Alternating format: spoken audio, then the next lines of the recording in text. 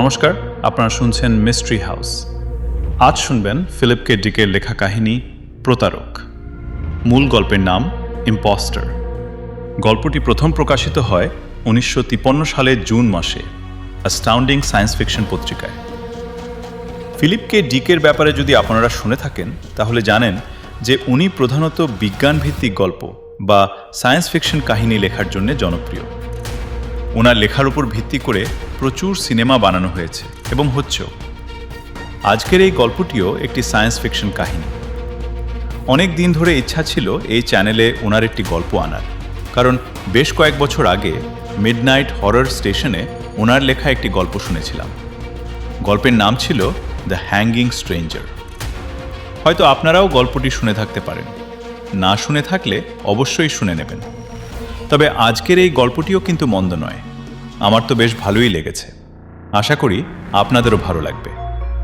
শুনতে থাকুন আজকের গল্প, ফিলিপ কে ডিকের লেখা কাহিনী প্রতারক।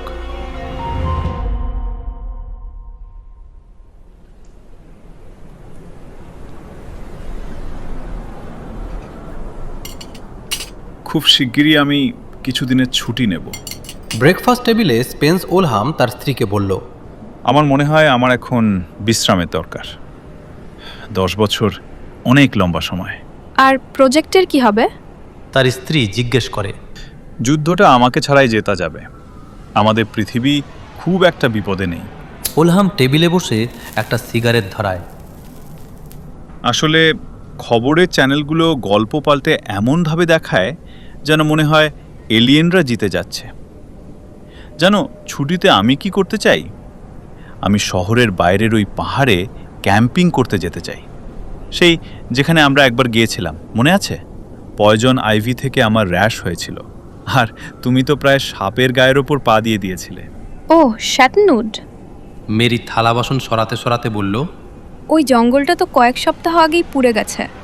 আমি ভেবেছিলাম তুমি হয়তো জানো। হঠাৎ করেই আগুন লেগেছিল সেখানে। ওলহাম চেয়ারে হেলান দিয়ে হতাশ অনুভব করে। আগুন লাগার কারণটা কি সেটা জানার চেষ্টা করেছিল ওরা? তাকে খুব অখুশি দেখাচ্ছিল। আসলে এখন আর কেউ ওসব নিয়ে মাথা ঘামায় না, সবাই শুধু যুদ্ধ নিয়েই ব্যস্ত। সে দাঁতে দাঁত চেপে এলিয়েন, যুদ্ধ আর তাদের সরু মহাকাশযানগুলোর কথা ভাবে। অন্য কিছু নিয়ে ভাবার সময়টাই বা কোথায় আমাদের কাছে? মেরি বলল। ওলহাম মাথা নাড়ে। মেরি ঠিকই বলেছে। আলফা সেন্টাউরি থেকে আসা ওই কালো ছোট মহাকাশযানগুলো পৃথিবীর মহাকাশযানগুলোকে সহজেই হারিয়ে দিয়েছে।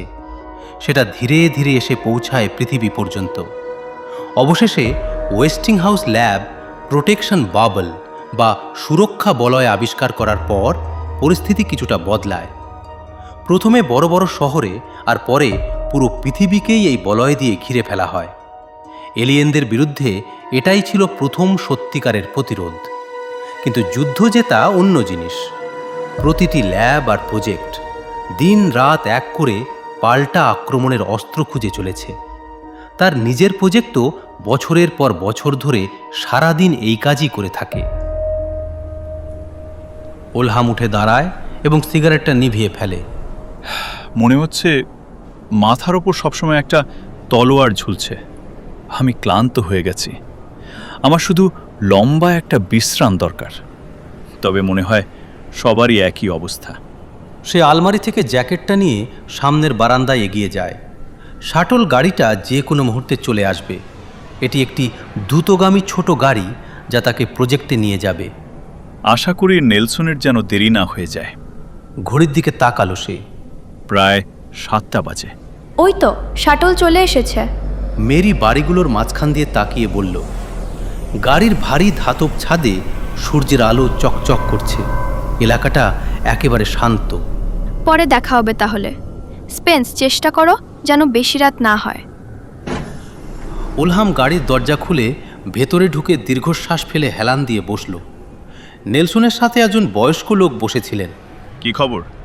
গাড়ির গতি বাড়াতেই জিজ্ঞেস করল ওলহাম। নতুন কোনো খবর আছে নাকি?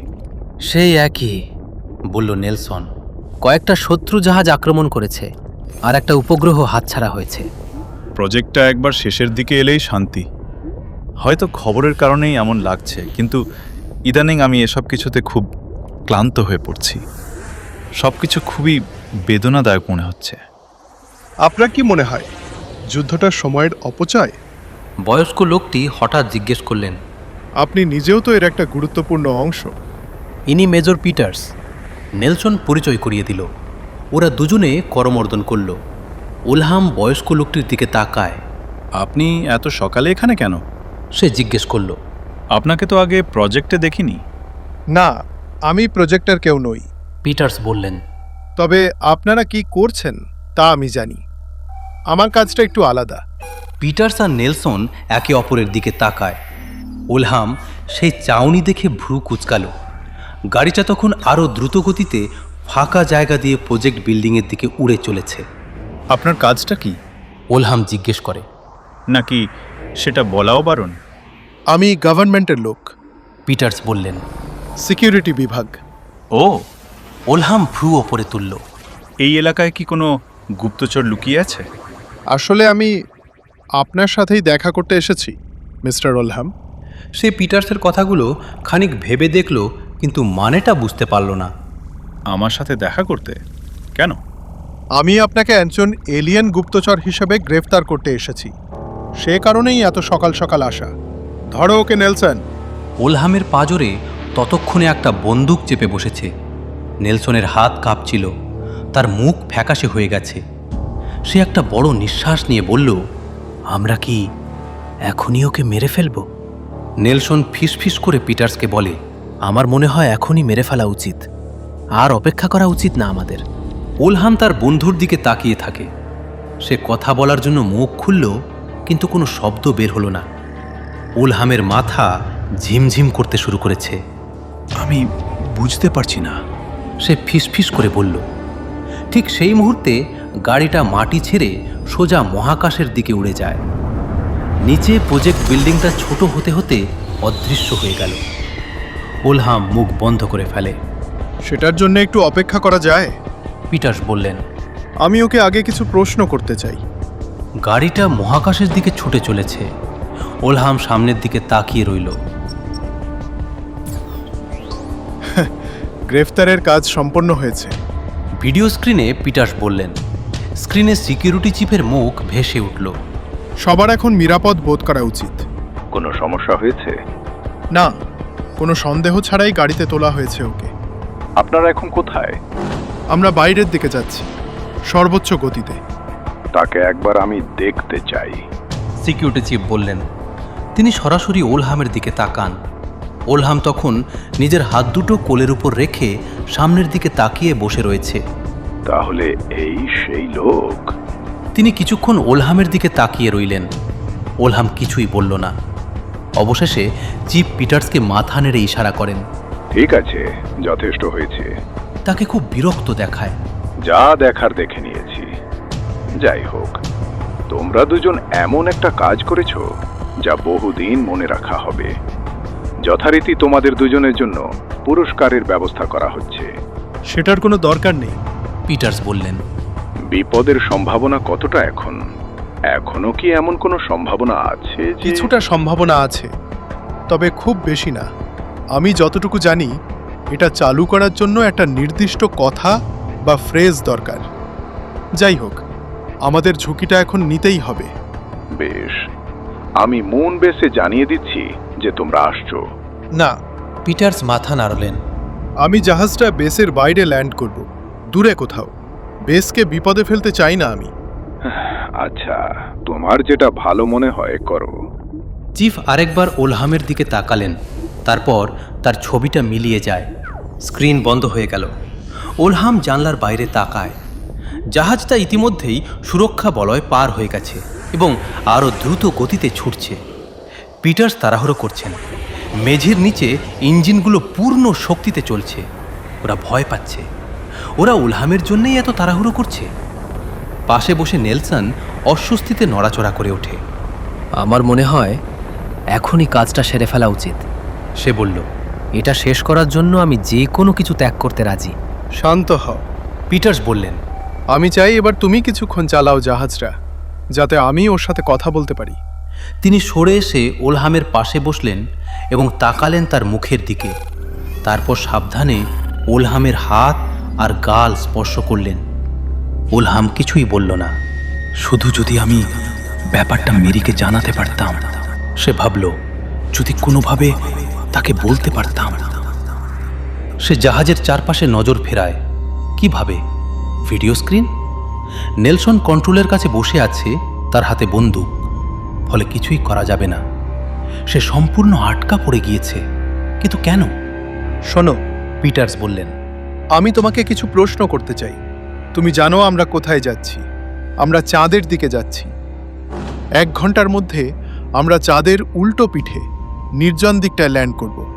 ল্যান্ড করার পর তোমাকে সেখানে অপেক্ষারত একটা টিমের হাতে তুলে দেওয়া হবে, যারা তোমার শরীরকে সাথে সাথে ধ্বংস করে ফেলবে।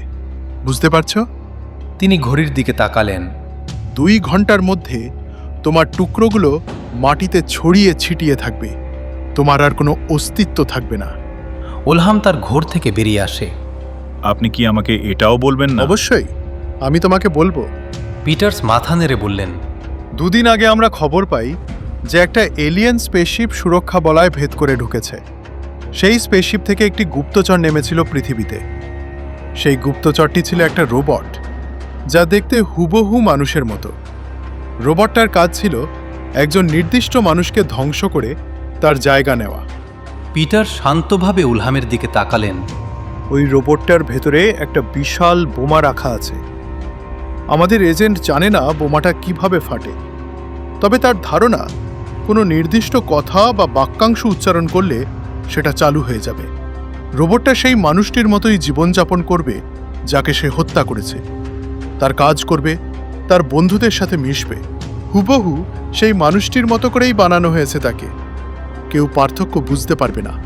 ওলহামের মুখ ফ্যাকাশে হয়ে যায়। রোবটটা যার জায়গা নেওয়ার কথা ছিল সে হলো স্পেন্স ওলহাম, একটি রিসার্চ প্রজেক্টের উচ্চপদস্থ কর্মকর্তা। যেহেতু এই প্রজেক্টটি এখন শেষ হওয়ার পথে, তাই প্রজেক্টের মাঝখানে একটি জীবন্ত বোমা ঘুরে বেড়ানো মানে। ওলহাম নিজের হাতের দিকে তাকিয়ে রইল। কিন্তু আমি তো ওলহাম। একবার ওলহামকে খুঁজে বের করে মেরে ফেলার পর তার জীবন দখল করাটা রোবটের জন্য সহজ ছিল। 8 দিন আগে জাহাজ থেকে রোবটটাকে ছাড়া হয়। সম্ভবত গত উইকেন্ডে যখন ওলহাম পাহাড়ে হাঁটতে গিয়েছিল, তখনই এই অদলবদলটা হয়েছে। কিন্তু আমি ওলহাম। সে কন্ট্রোলে বসা নেলসনের দিকে ফিরল। তুই আমাকে চিনতে পারছিস না নেলসন? 20 বছর ধরে তুই আমায় চিনিস। আমাদের একসাথে কলেজে পড়ার কথা মনে নেই তোর? সে উঠে দাঁড়ায়। ইউনিভার্সিটিতে আমি আর তুই একই রুমে থাকতাম। নেলসনের দিকে এগিয়ে যায় সে। এই, দূরে থাক আমার থেকে। নেলসন চিৎকার করে উঠল। দাঁড়া, শোন আগে। আমাদের সেকেন্ড ইয়ারের কথা মনে আছে? সেই মেয়েটার কথা মনে আছে? কি যেন নাম ছিল? সে নিজের কপাল ঘষে। কালো চুলের মেয়েটা, টেডের বাড়িতে যার সাথে দেখা হয়েছে। চুপ কর। নেলসন পাগলের মতো বন্দুকটা ঝাঁকায়। আমি আর কিছু শুনতে চাই না। তুই ওকে মেরে ফেলেছিস। তুই একটা যন্ত্র। ওলহাম নেলসনের দিকে তাকায়। তুই ভুল করছিস নেলসন। আমি জানি না কি হয়েছে, তবে রবটটা আমার কাছে পৌঁছাতে পারেনি। নিশ্চয়ই কোনো গন্ডগোল হয়েছে। হয়তো স্পেসশিপটা ক্র্যাশ করে গিয়েছিল। সে পিটার্সের দিকে ফিরল। আমি ওলহাম। আমি জানি আমি ওলহাম। কোনো রকম অদল বদল হয়নি। আমি সব সময় যা ছিলাম এখনো তাই আছি। সে নিজের শরীরে হাত বোলায়। এটা প্রমাণ করার নিশ্চয়ই কোনো উপায় আছে। আমাকে পৃথিবীতে নিয়ে চলুন। এক্স-রে বা মেডিকেল চেক আপ করলেই আপনারা বুঝতে পারবেন। অথবা আমরা ওই ক্র্যাশ করা জাহাজটা খুঁজে বের করতে পারি। পিটার্স বা নেলসন কেউ কোনো কথা বলল না। আমি ওলহাম। সে আবার বলল, আমি জানি আমি কে, কিন্তু প্রমাণ করতে পারছি না। পিটার্স বললেন, রোবটটা নিজেও জানে না যে সে আসল স্পেন্স ওলহাম নয়। সে মানসিক এবং শারীরিকভাবে ওলহাম হয়ে উঠবে। তাকে কৃত্রিম স্মৃতি বা ফেক মেমোরি দেওয়া হয়েছে। সে দেখতে ওলহামের মতো, তার স্মৃতি, চিন্তা আর আগ্রহ সব ওলহামের মতোই, এবং সে তার কাজও করে যাবে। শুধু পার্থক্য রয়েছে একটা, রোবটটার ভেতরে একটা বোমা আছে, যা ট্রিগার ফ্রেজ বা নির্দিষ্ট কথাটি বললেই বিস্ফোরিত হবে। পিটার্স একটু সরে যান। এটাই একমাত্র পার্থক্য। সে কারণেই আমরা তোমাকে চাঁদে নিয়ে যাচ্ছি। ওরা তোমাকে খুলে ফেলে বোমাটা বের করবে। সেটা হয়তো বিস্ফোরিত হতে পারে, কিন্তু তাতে কিছু যায় আসে না, অন্তত সেখানে নয়। ওলহাম ধীরে ধীরে বসে পড়ল। আর বেশি সময় লাগবে না। নেলসন বলল। জাহাজ ধীরে ধীরে নিচে নামার সময় ওলহাম দ্রুত চিন্তা করতে লাগে। তাদের নিচে চাঁদের অমসৃণ মাটি। সে কি করতে পারে? এমন কি আছে যেটা তাকে বাঁচাতে পারে? তৈরি হয়ে যাও, পিটার্স বললেন। আর কয়েক মিনিটের মধ্যে সে মারা যাবে। নিচে সে একটা ছোট বিন্দু দেখতে পাচ্ছিল, কোনো একটা বিল্ডিং। সেখানে বোম স্কোয়াড অপেক্ষা করছে তাকে টুকরো টুকরো করার জন্য। যখন তারা কোনো বোমা পাবে না, তখন অবাক হবে তারা। তারা জানবে সে ছিল এক মানুষ। কিন্তু তখন অনেক দেরি হয়ে যাবে। ওলহাম ছোট কেবিনটার চারপাশ দেখতে থাকে। নেলসন এখনো বন্দুক ধরে আছে। সেখানে কোনো সুযোগ নেই। যদি ওলহাম একজন ডাক্তারের কাছে যেতে পারে এবং পরীক্ষা করাতে পারে, হ্যাঁ, এটাই একমাত্র পথ। এ কাজে মেরি তাকে সাহায্য করতে পারবে। বিষয়টা নিয়ে খুব গভীরভাবে চিন্তা করল সে। আর মাত্র কয়েক মিনিট বাকি। যদি সে মেরির সাথে যোগাযোগ করতে পারে, কোনোভাবেই যদি একটা খবর পাঠাতে পারে। আস্তে, পিটার্স বললেন। এবড়ো খেবড়ো মাটিতে ধাক্কা খেয়ে জাহাজটা ধীরে ধীরে ল্যান্ড করল। চারপাশে নিস্তব্ধতা। শুনুন, ওলহাম ভারী গলায় বলল, আমি প্রমাণ করতে পারি যে আমি স্পেন্স ওলহাম। একটা ডাক্তার আনুন, তাকে এখানে নিয়ে আসুন। ওই তো স্কোয়াড। নেলসন আঙুল দিয়ে ইশারা করে। ওরা আসছে। সে ভয়ে ভয়ে ওলহামের দিকে তাকায়। আশা করি কিছু হবে না। ওরা কাজ শুরু করার আগেই আমরা চলে যাব। পিটার্স বললেন। আমরা এক্ষুনি এখান থেকে বের হচ্ছি। তিনি তার স্পেস স্যুটটা পরে নেন। পরা শেষ হলে তিনি নেলসনের হাত থেকে বন্দুকটা নিলেন। আমি ওকে দেখছি। নেলসন তার স্পেস স্যুট পরতে পরতে আনারির মতো তাড়াহুড়ো করতে লাগে। আর ওটা? সে ওলহামকে দেখায়। না, পিটার্স মাথা নাড়লেন। রোবটদের সম্ভবত অক্সিজেনের দরকার হয় না। অন্যদিকে দলটা জাহাজের একদম কাছে চলে এসেছে। তারা দাঁড়িয়ে অপেক্ষা করছে। পিটার্স তাদের ইশারা করলেন। চলো। তিনি হাত নাড়তে লোকগুলো সাবধানে এগিয়ে এলো। তাদের স্যুটগুলো ফোলা ফোলা। ওলহাম বলল, আপনার দরজা খোলার মানে কিন্তু আমার মৃত্যু। আপনি খুন করবেন আমায়। দরজা খোলো, নেলসন বলল। সে হাতলের দিকে হাত বাড়ায়। ওলহাম তাকায় ওর দিকে। সে দেখল লোকটার হাত ধাতব হাতলটা শক্ত করে ধরছে। এক মুহূর্তের মধ্যে দরজাটা খুলে যাবে এবং জাহাজের ভিতরে বাতাস সব বেরিয়ে যাবে বাইরে। সে মারা যাবে এবং পরে ওদের ভুল বুঝতে পারবে ওরা। তাকে মেরে ফেলা হচ্ছে কারণ নিশ্চিত হওয়ার মতো যথেষ্ট সময় তাদের হাতে নেই। সে নেলসনের দিকে তাকালো। নেলসন বছরের পর বছর তার বন্ধু ছিল। এখন নেলসনই তাকে মারতে চলেছে। কিন্তু নেলসন খারাপ লোক নয়। এটা তার দোষ না। এটা ভয়ের কারণে হচ্ছে। সে তাদের দোষ দিল না, কিন্তু তাকে বাঁচতে হবে। ওলহাম দ্রুত চিন্তা করতে শুরু করে। সে কি করতে পারে? খুলছি। নেলসন বলল। তুমি ঠিকই বলেছ। ওলহাম বলল। নিজের গলার আওয়াজ তাকেই অবাক করে দিল। এটা ছিল মরণাপন্ন সাহসের শক্তি। আমার বাতাসের কোনো দরকার নেই। দরজা খোলো। তারা থমকে যায়। আতঙ্কে তার দিকে তাকালো। খুলে ফেলো, খুলে ফেলো, খোলো।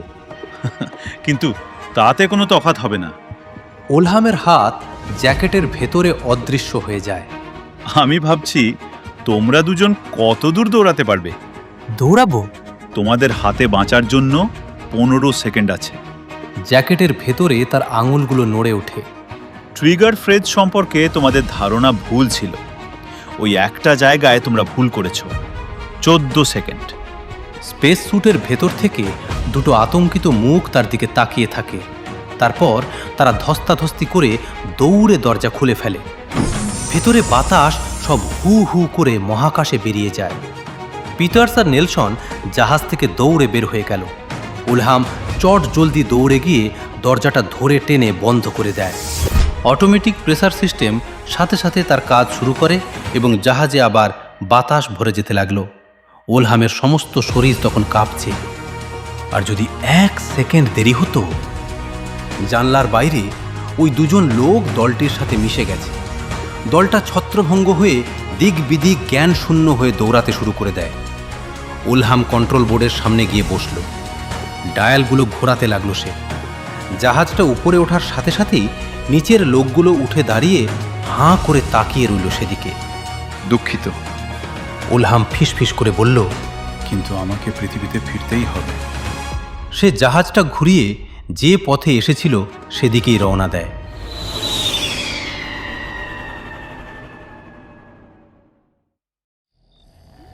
রাত হয়ে গেছে।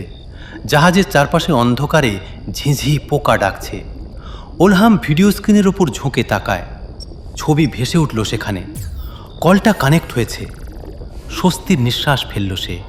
স্পেন্স, তুমি কোথায়? কি হয়েছে? বলতে পারবো না। শোনো, আমাকে দ্রুত কথা বলতে হবে। ওরা যে কোনো মুহূর্তে লাইনটা কেটে দিতে পারে। তুমি প্রজেক্ট গ্রাউন্ডে যাও আর ডক্টর চেম্বারলেনকে নিয়ে এসো। উনি না থাকলে অন্য যে কোনো ডাক্তারকে আনো। তাকে বাড়িতে নিয়ে এসো এবং সেখানেই রাখো। সাথে করে যন্ত্রপাতি আনতে বলো তাকে, এক্স রে, সব কিছু। কিন্তু আমি যা বলছি করো, জলদি। 1 ঘন্টার মধ্যে সব কিছু রেডি রাখতে বলো। ওলহাম স্ক্রিনের দিকে ঝুঁকে যায়। সব ঠিক আছে তো? তুমি কি বাড়িতে একা আছো? একা? তোমার সাথে কি কেউ আছে? নেলসন বা অন্য কেউ কি যোগাযোগ করেছে? না স্পেন্স, আমি বুঝতে পারছি না। ঠিক আছে, 1 ঘন্টার মধ্যে বাড়িতে দেখা হবে। আর কাউকে কিছু বলো না। যে কোনো অজুহাতে চেম্বারলেনকে সেখানে নিয়ে যেও। বলবে তুমি খুব অসুস্থ। সে লাইন কেটে দিয়ে ঘড়ির দিকে তাকায়। কিছুক্ষণ পর সে জাহাজ থেকে নেমে অন্ধকারে পা রাখে। তাকে আধা মাইল হাঁটতে হবে। হাঁটতে শুরু করল সে। জানলায় একটা আলো জ্বলছে, তার অফিসের আলো। সে বেড়ার আড়ালে হাঁটু গেড়ে বসে আলোটা দেখল। কোনো শব্দ নেই। সে তার ঘড়িটা তুলে তাকালো সেদিকে। প্রায় 1 ঘন্টা হয়ে গেছে। ওলহাম বাড়ির দিকে তাকায়। ডাক্তারের তো এতক্ষণে চলে আসার কথা। তাদের এখন ভেতরে মেরির সাথে অপেক্ষা করার কথা। হঠাৎ একটা চিন্তা এসে আঘাত করল তার মাথায়। মেরি কি আদৌ বাড়ি থেকে বের হতে পেরেছিল? হয়তো ওরা তাকে ধরে ফেলেছে। হয়তো ওলহাম সোজা একটা ফাঁদে পা দিতে চলেছে। কিন্তু এছাড়া তার আর কি করার আছে?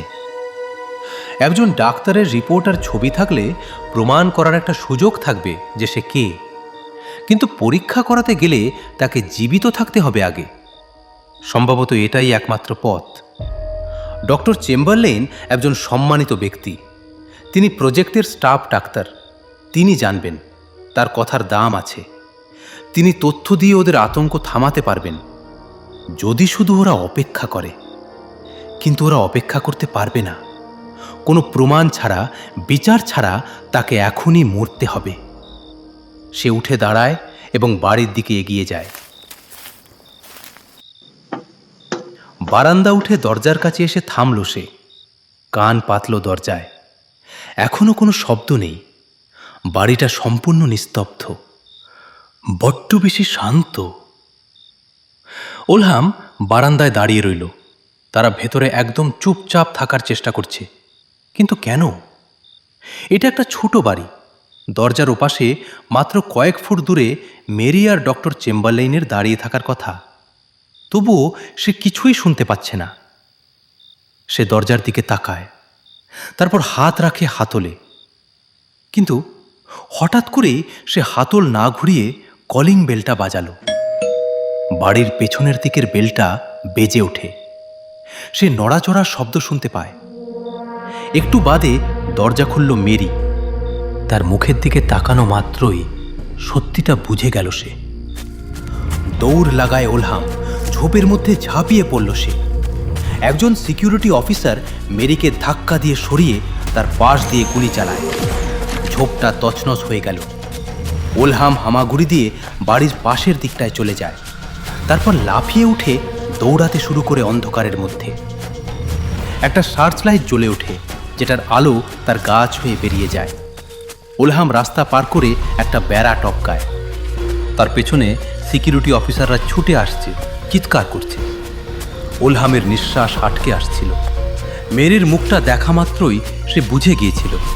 শক্ত হয়ে থাকা ঠোঁট, আতঙ্কিত চোখ। ওরা নিশ্চয়ই ওদের ফোন ট্যাপ করেছিল এবং সাথে সাথেই চলে আসে ওখানে। মেরি সম্ভবত ওদের কথা বিশ্বাস করেছে, কোনো সন্দেহ নেই সেও ভাবছে ওলহাম সেই রোবট। ওলহাম দৌড়াতেই থাকে। সে অফিসারদের পেছনে ফেলে এসেছে। একটা পাহাড়ে উঠে সে অন্য দিক দিয়ে নামতে শুরু করে। কিছুক্ষণ পরেই শিপের কাছে পৌঁছে যাবে সে, কিন্তু তারপর সে যাবে কোথায়? গতি কমায় ওলহাম। সে আকাশের গায়ে শিপটা দেখতে পাচ্ছিল। সে তখন বনো জঙ্গলের সীমান্তে দাঁড়িয়ে আছে। শিপের দিকে এগোনোর সময় শিপের দরজাটা খুলে যায় এবং পিটার্স বেরিয়ে এলেন দরজা দিয়ে, তার হাতে একটা ভারী বন্দুক। ওলহাম থমকে যায়। পিটার্স অন্ধকারের দিকে তাকিয়ে আছেন। আমি জানি তুমি ওখানেই আছো। তিনি বললেন, বেরিয়ে এসো ওলহাম, তোমার চারপাশে সিকিউরিটি আছে। ওলহাম নড়ল না। আমার কথা শোনো, আমরা তোমাকে খুব শিগগিরই ধরে ফেলব। মনে হচ্ছে তুমি এখনো বিশ্বাস করছো না যে তুমি রোবট। ওই মহিলাকে তোমার ফোন করাটাই প্রমাণ করে যে তুমি এখনো তোমার নকল স্মৃতি দ্বারা বিভ্রান্ত। কিন্তু তুমিই সেই রোবট। তোমার ভেতরে বোমা রাখা আছে। যে কোনো মুহূর্তে ট্রিগার ফ্রেজ উচ্চারিত হতে পারে, তোমার নিজের দ্বারা বা অন্য কারো দ্বারা। যখন সেটা ঘটবে, বোমাটা মাইলের পর মাইল সব ধ্বংস করে দেবে। প্রজেক্ট, ওই মহিলা, আমরা সবাই মারা যাব। বুঝতে পারছো কি বলতে চাইছি? ওলহাম কিছু বলল না। সে শুনছিল। জঙ্গলের ভেতর দিয়ে লোকগুলো তার দিকে এগিয়ে আসছে। তুমি যদি বেরিয়ে না আসো, আমরা তোমাকে ধরবই। এটা শুধু সময়ের ব্যাপার মাত্র। আমরা তোমাকে আর চাঁদে নিয়ে যাওয়ার পরিকল্পনা করছি না। তোমাকে দেখা মাত্র গুলি করা হবে। বোমাটা ফেটে যাওয়ার ঝুঁকিটা আমাদের নিতেই হচ্ছে। আমি প্রত্যেক সিকিউরিটি অফিসারকে এই এলাকায় আনিয়েছি। তোমার যাওয়ার কোনো জায়গা নেই। এই বনের চারপাশে সশস্ত্র লোকের বৃত্ত তৈরি করা হয়েছে। তোমার হাতে আর প্রায় 6 ঘন্টা সময় আছে। ওলহাম সরে যায়। পিটার্স কথা বলছিলেন, কিন্তু তিনি তাকে দেখতে পাননি। অন্ধকার ছিল খুব। তবে পিটার্স ঠিকই বলেছেন, তার যাওয়ার কোনো জায়গা নেই।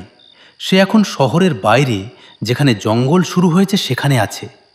সে কিছুক্ষণ লুকিয়ে থাকতে পারবে, কিন্তু শেষ পর্যন্ত তারা ধরে ফেলবে ওকে। শুধু সময়ের ব্যাপার। ওলহাম নিঃশব্দে বনের ভেতর দিয়ে হাঁটা শুরু করল। প্রহরীদের বৃত্তটা কাছে এগিয়ে আসছে। তাকে ছোট একটা জায়গায় কোণঠাসা করে ফেলছে ধীরে ধীরে। আর কি বাকি আছে? সে স্পেসশিপটা হারিয়েছে। ওরা তার বাড়িতেও আছে, তার স্ত্রী ওদের সাথে। মেরি বিশ্বাস করে যে আসল ওলহাম মারা গেছে। ওলহাম হাতটা নিজের অজান্তেই মুঠো পাকায়। কোথাও না কোথাও একটা বিধ্বস্ত আউটস্পেস জাহাজ আছে, আর তার মধ্যে রয়েছে একটি রোবটের ধ্বংসাবশেষ। কাছেই কোথাও জাহাজটা ক্র্যাশ করেছিল এবং রোবটটা তার ভেতরে ধ্বংস হয়ে পড়ে রয়েছে। একটা ক্ষীণ আশা জাগলো তার মনে। যদি সে ধ্বংসাবশেষটা খুঁজে পায়, যদি সে তাদের ভাঙা জাহাজ আর রোবটটা দেখাতে পারে। কিন্তু কোথায়? সে সেটা পাবে কোথায়? হাঁটতে হাঁটতে ভাবতে লাগে ওলহাম। খুব বেশি দূরে নয়। জাহাজটা নিশ্চয়ই প্রজেক্টের কাছাকাছি কোথাও ল্যান্ড করার চেষ্টা করেছিল। রোবটটা বাকি পথ হেঁটে যেত। হঠাৎ ওলহামের মুখে হাসি ফুটে ওঠে। ক্র্যাশ করেছে এবং পুড়ে গেছে। শ্যাটনুড! চিন্তাটা আসা মাত্র দ্রুত হাঁটতে শুরু করল সে।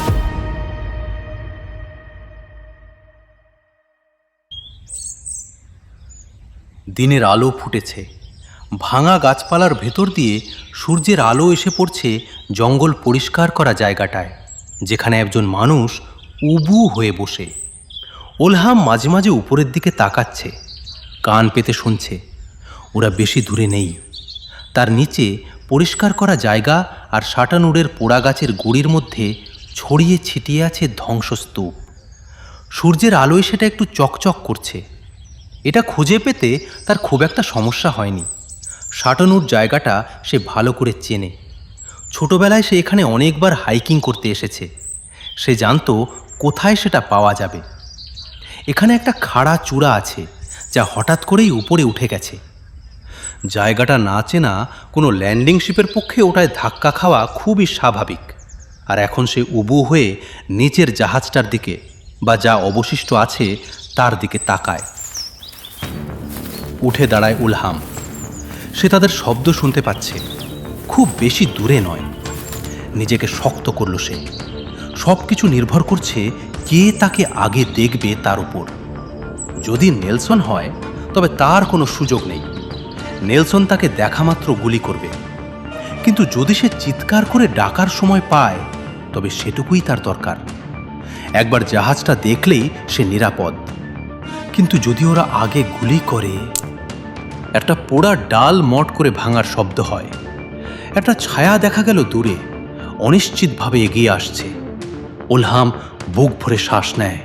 আর মাত্র কয়েক সেকেন্ড বাকি। সে হাত দুটো উপরে তোলে। পিটার্স! পিটার্স! হাত নাড়ল উলহাম। পিটার্স তার বন্দুক তুলে তাক করলেন। গুলি করবেন না। উলহামের গলা কাঁপছে। 1 মিনিট দাঁড়ান, আমার পেছনে একবার তাকিয়ে দেখুন, ওই পরিষ্কার জায়গাটার দিকে। আমি ওকে খুঁজে পেয়েছি। পিটার্স চিৎকার করলেন।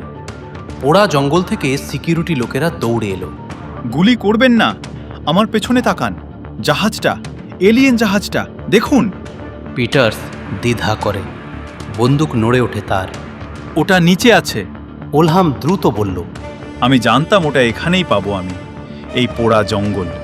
এখন আপনারা আমাকে বিশ্বাস করবেন, কারণ জাহাজের ভেতরে তাকালেই দেখতে পাবেন রোবটের ধ্বংসাবশেষ। দয়া করে একবারের জন্য দেখুন। নিচে কিছু একটা আছে। একজন লোক ভয়ে ভয়ে বলল। গুলি করো ওকে। আরেকটা কণ্ঠস্বর ভেসে এলো, নেলসন। দাঁড়াও, পিটার্স ধমক দিয়ে ঘুরলেন। আমি দায়িত্বে আছি। কেউ গুলি করবে না। হয়তো ও সত্যি বলছে। গুলি করো ওকে। নেলসন আবার বলল, ও উলহামকে মেরেছে। যে কোনো মুহূর্তে ও আমাদের সবাইকে মেরে ফেলবে যদি বোমাটা ফেটে যায়। চুপ করো। পিটার্স ঢালের দিকে এগিয়ে যায়। তিনি নিচে তাকান। ওটা দেখো। উনি দুজন লোককে ইশারা করলেন। নিচে গিয়ে দেখো ওটা কি। লোক দুটো ঢাল বেয়ে নিচে নামল। তারা ধ্বংসস্তূপের মধ্যে নিচু হয়ে খুঁজতে লাগে। কি ওটা? পিটার্স ডাকলেন। উলহাম দম বন্ধ করে দাঁড়িয়ে। ওটার ওখানেই থাকার কথা, কিন্তু হঠাৎ করেই সন্দেহ পেয়ে বসল তাকে। যদি রোবটটা বেঁচে গিয়ে হেঁটে চলে গিয়ে থাকে কোথাও, অথবা যদি ওটার শরীর আগুনে পুড়ে ছাই হয়ে গিয়ে থাকে। ঠোঁট চাটল সে। তার কপালে ঘাম জমে ওঠে। নেলসন তার দিকে তাকিয়ে, তার মুখ রাগে লাল। মেরে ফেলুন ওকে, বলল নেলসন, নাহলে আমরা সবাই মরব। লোক দুজন উঠে দাঁড়ায়। মনে হচ্ছে কিছু একটা আছে। এটা একটা স্পেসশিপ, কিন্তু পাশে কিছু একটা পড়ে আছে। দাঁড়াও, আমি দেখছি। পিটার্স উলহামের পাশ দিয়ে হেঁটে গেলেন। উলহাম দেখল তিনি নিচে নামছেন। বাকিরাও তাকে অনুসরণ করল। এটা কোনো কিছুর বডি মনে হচ্ছে। পিটার্স বললেন। ভালো করে দেখো। উলহাম তাদের সাথে নিচে নামল। সকলে গোল হয়ে দাঁড়িয়ে রয়েছে সেখানে, দৃষ্টি নিচের দিকে। মাটিতে একটা দুমড়ে মুচড়ে যাওয়া অবয়ব পড়ে আছে, দেখতে একেবারে মানুষের মতো। শুধু তার হাত পাগুলো অদ্ভুতভাবে বিভিন্ন দিকে ছড়িয়ে রয়েছে।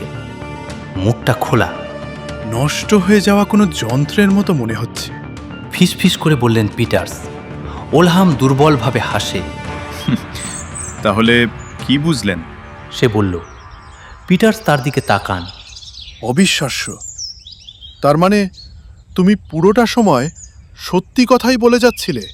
হ্যাঁ, রোবটটা আমার কাছে পৌঁছাতেই পারেনি। উলহাম বলল। সে একটা সিগারেট বের করে ধরায়। জাহাজটা ক্র্যাশ করার সময় ওটা ধ্বংস হয়ে যায়।